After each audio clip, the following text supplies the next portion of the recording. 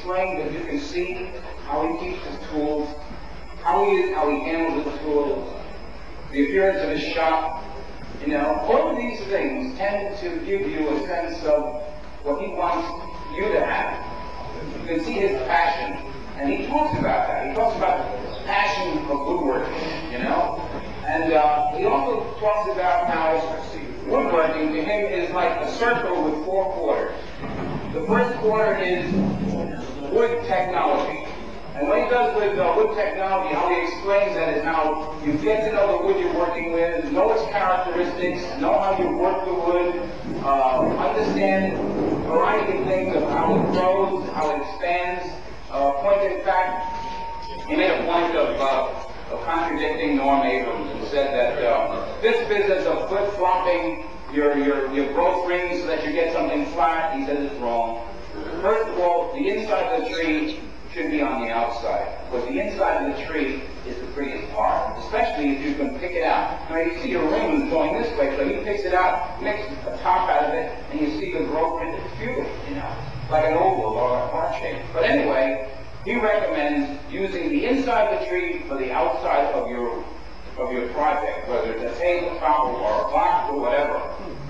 And he doesn't concern himself about this growth and this cupping, because your construction should take care of that. So that's part of the wood technology part of it. Then he goes on to tools and just tools, and how you take care of your tools. You can't take a new plane out of a box and expect to use it, or a new chisel that you just bought and expect to use it. You have to tune it up, take it apart, you know, clean it up, sharpen it the way you should sharpen it. And he showed us a different way of sharpening, what I would call hollow ground sharpening. He puts it on his grinding wheel, puts a hollow on it, and then he just sharpens the heel of that hollow and the tip of that hollow, and I swear he shaved with it. Right away. He just picked it up, did it quick, shaved with it. It took him less than 10 minutes, or maybe 10 and a half minutes. But nonetheless, it was that quick. From the tools, he went to the other quarter that he spoke about was joinery. And of course, we all know Frank Klausz and the dovetails, right? And I was told before we went down there, please tell Frank not to spend the whole day on dovetails. So I had told him this. So he kept reminding me that I had told him this. Right. But he said, I'm going to do a dovetail. And he did a dovetail in 3 minutes. 3 minutes? 3 minutes or less. I mean, the joint itself, okay? And he showed us, he had a bow saw. And the bow saw had the blade twisted 90 degrees. So there's 90-degree twisted. So he puts it in one thing, and the minute he pushes, he already has that cutting the flat out. Beautiful. I mean, it was absolutely beautiful. See what he does. And it just kind of screws together. He also went on to show us how to do a stressed joint, a watertight joint, which is his sharpening tub. Here's a sharpening tub. Just wood with water. He shows how he makes it, how he creates that joint, and how it becomes watertight. It just becomes watertight. So it's a great, great job. As far as the joinery is concerned, and the dovetail, it's the oldest known joint. It's been used for centuries. It's still around.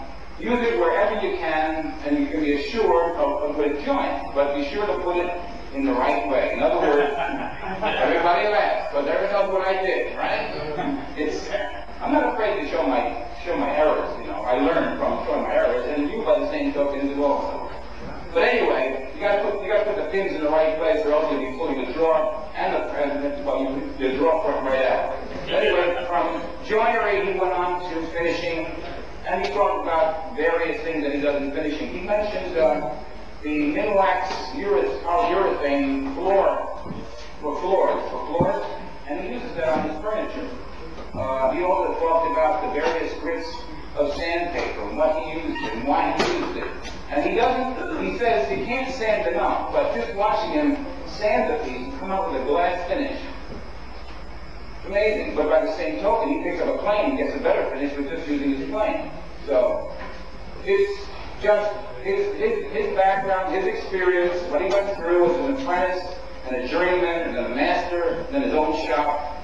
But it's a pleasure. We learned so much there, and So what we did, we hired him. We got him for 2 days at the show. He'll be there 2 full days at the show, giving seminars and just hanging around doing certain demonstrations and things. He agreed. He agreed.